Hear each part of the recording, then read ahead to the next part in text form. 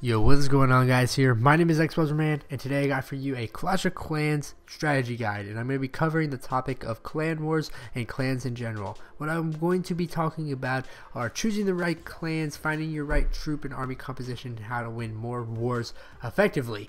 We're going to go ahead and get on into it. Before, though, I'd like to ask you guys to find two walls that I have hidden on this map. They're two level 6 walls. If you can find that, put in the comment section below.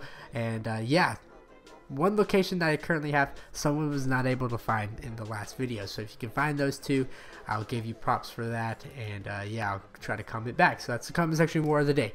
So yeah, let's go ahead and get right on into it. And we're going to start off with choosing the right clan. So choosing the right clan you want, that can be a tricky thing. A lot of people just go willy-nilly and join a clan they feel looks good.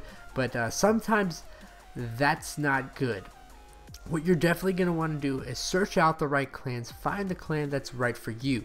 And there's 3 flags that I recommend going by, or 3 rules, and that's by checking their war wins, checking their donations, and go ahead and check some of the bases within the clan to see if they're rushed or not. So we're going to start off with the first one, and that is war wins. War wins isn't that important. It's, you know, it can be important, but then it cannot be, just for the fact that you don't know how young the clan is, or you don't know how many wars they actually participate in. So depends on, they could be 4-0 and only have 4 total wins. So you never know until you actually go and check it out. But the 2 things that I definitely recommend searching for are your troops donated and troops received on the clans, and any rush town halls. That will give you a good basis to whether these guys will actually participate in the war and whether they'll get wrecked or do good. So we're going to go ahead and show you our clan right here. This is Cranked. It's not a very good clan because of the fact that we're not active at all. I mean, we only have like 2 guys over 500 donations. I can't say anything because I only have 150, but I'm just saying last cycle I had like 1200, so y'all can't be talking. I'm just kidding. But looking at, you're going to want to look for guys like this, like Hey Woman. He's a really good example. He has 627 troop donations. Then you're going to also want to look at people who aren't elder, and I actually usually make most elders who donate a lot. So if you look at clans that don't have elder, like the guys who don't have elder and they're donating a lot of troops, you can definitely tell that this clan's just in it to win it, and they're all team players. Our clan isn't that good, and you can tell by our troop donations that we're not very active. Look at this war record: loss, loss, loss. We've never gotten over 70 points. That's just straight up. That's just pretty much for the fact that we don't participate enough, and that really kind of irks me a little bit. But hey, I don't know. I might not be with this clan much longer. I'm not too sure about that yet. Making a decision right now. The last thing you want to check for are rush town halls. And what I mean by rush town halls, I'm sorry to pick on you, Alex, but you have a rush town hall. And that's something like this. This is where, as you can see, this guy's a town hall level 9, yet he has level 9 cannons, level 3 mortars, level 5 walls, and under-leveled defenses compared to the town hall. He should have at least level 5 mortars, at least level 10 cannons, at least level level 3 Teslas, things like that, and at least level 7 walls, just to be considered a good town hall 9. This is truly not a very good town hall 9, just for the fact that everything's under leveled, and he pushed to his town hall 9 way too soon.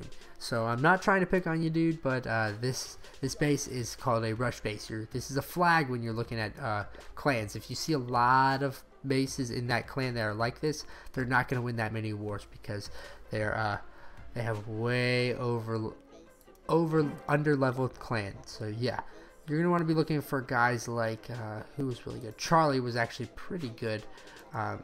He was fairly decent. You're gonna want to be looking for guys like this.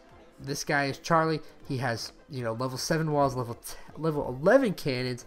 His wizard towers are getting there. He's probably a newer town hall 9, but he has level 7 mortars. He's got really good mortars, really good. He's got his expos, and he's got his level 10 archers. He's got really good defenses, actually, and this is not a rush town hall right here. You know, everything's really good on this town hall right here. You're going to be looking for bases like this. So we're going to go ahead and we're going to show you a good clan and show you what why they win so much. I'm going to show you the clan we're actually playing, and it's called Eastside Clan. Yeah, let's go ahead and search this, and here it is. And here's Eastside Clan. As you can see, this clan is actually pretty freaking awesome because their top guy, who's an elder, has 2,000 donations. That's pretty awesome. Now this guy gives like Co and Elder to a ton of people, but that's because look at how active this clan is. I mean, most guys have like over 100 donations. Some guys have over 1,000 donations, and then there's a majority that actually have over 500 donations. You can tell this clan is extremely active, and they'll win a lot of wars, and you can see that by how many war wins they have. They have almost 30. They'll probably get 30 now because we're not doing so hot right now. But hey, you never know. We might pull it out of our butts.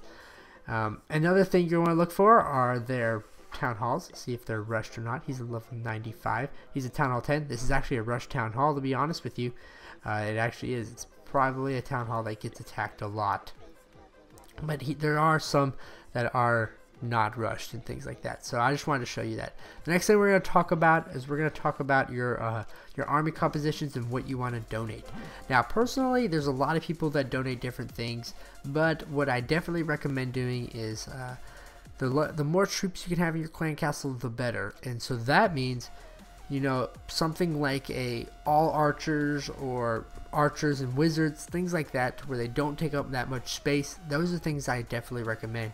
I know some people pack lightning spells with them, but those are becoming a little less prevalent. So, you know, what we did this past clan wars is we just packed all of our clan castles with nothing but archers, and that's pretty successful. I've seen a lot of higher up clans been doing that, and that's just for the fact that there's so many of them and they're really distracting and hard to get rid of, and not many people pack their lightning spells as much as they used to. So yeah, if you guys want to try that, try wizards, archers, things of that nature. I'm going to go ahead and go through our barracks, and I'm going to show you the troops you do want to donate and the troops you don't want to donate for defenses in your clan wars. Barbarians are a no-no. Do not use those. Those don't defend well at all. Archers, probably the best troop for defending, just because you can spawn in a ton of them.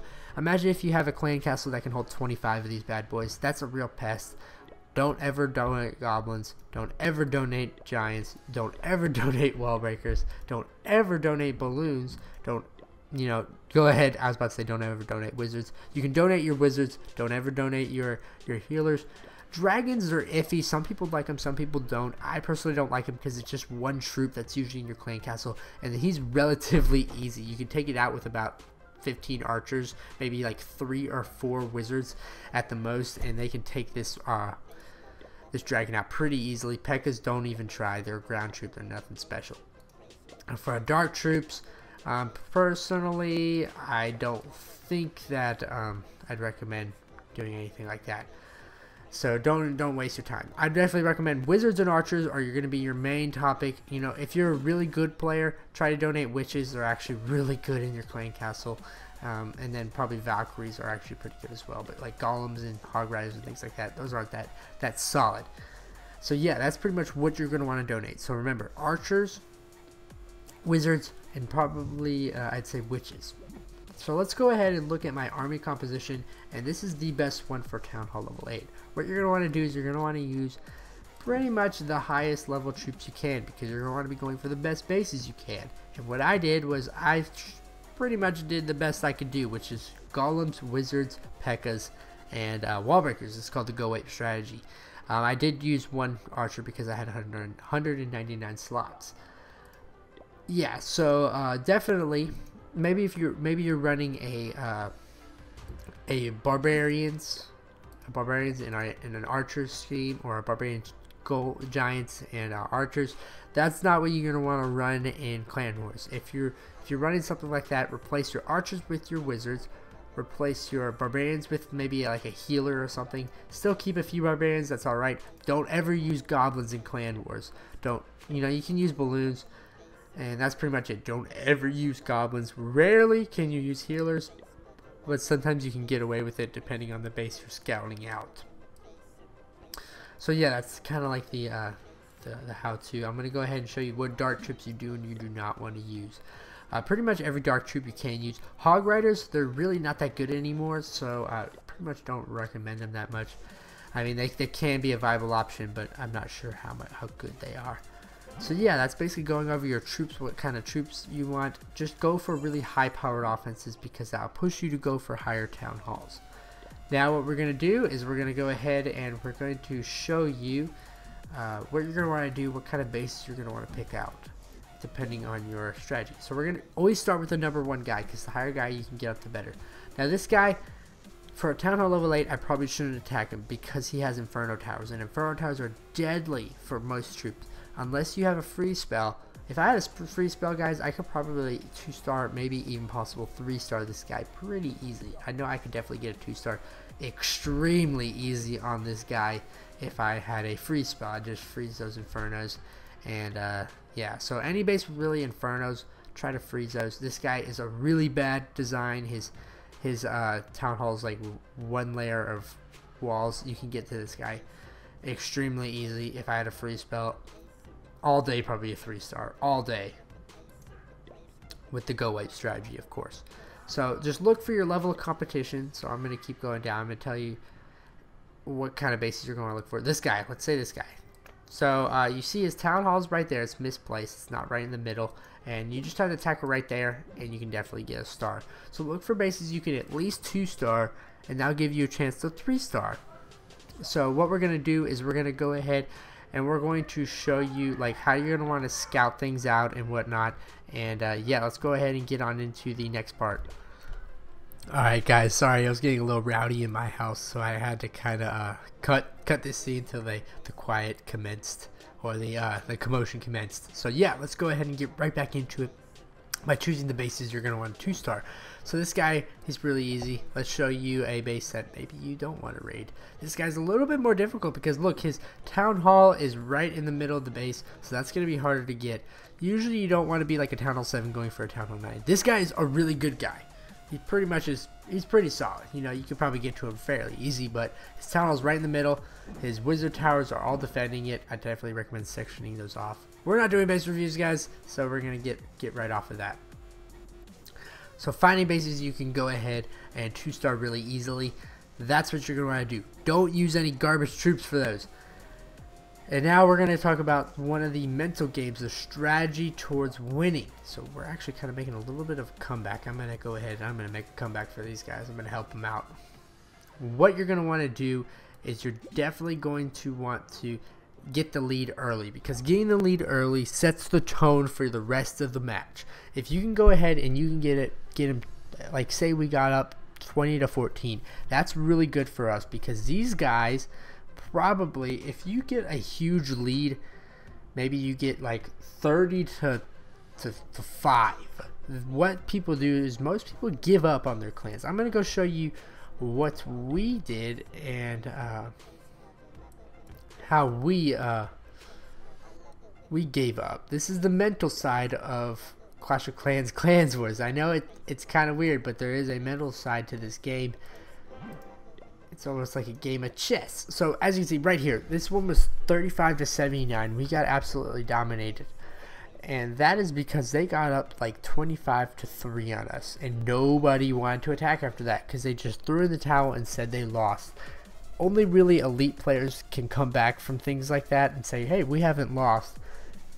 What you're going to want to do is, if you could be one that clan who schedules a clan war for a time everyone can get on, in a time that everyone can go ahead and attack at once, that would be amazing. Because if you can start off with like a 30-3 lead, most clans will give up and you'll just go ahead and get a ton of loot and things like that. So it doesn't matter if you really necessarily 3-star everyone, but if you can get like 15 people to attack at one time, that is so devastating to the opponent, because they're just like, wow, that clan is really good. They're 30-0 on us, when really you just attacked really early and you guys planned it out. So that's the effectiveness of having active players, because they'll attack right away, and you don't really, you start off with the lead. You're going to win a lot more wars if you attack first and try to set the pace and maintain that lead. So yeah, that's pretty much it. That's all I wanted to talk about, was your troops, everything like that. Getting the war bonus, we'll talk about that one more time. War bonus, you know, if you can, don't really worry about that, because the war win bonus, yeah, that's nice, but if you can't 3-star this guy or have a potential to 2-star this guy, that's bad. Don't try for the loot. Try for the bases you know you can beat, because the loot is already going to be good. So let's say I can attack this guy right here. I could probably get a 2-star on him. I probably will go for him, just for the fact that you know, he's not that good. I could probably get him. I could 2-star him, and I'll get some great loot after that. I can't go for the number 1 guy because he's got those Infernos. So stay within your limits. The War Room loot bonus will be automatically extremely good. A lot better than if you were to lose. So yeah, that's pretty much it, guys. I want to thank you all for watching. If you have any more suggestions on Clan Wars and how you believe you can help win, that would be greatly appreciated. Thanks for watching, guys. I'll see you next time, and later.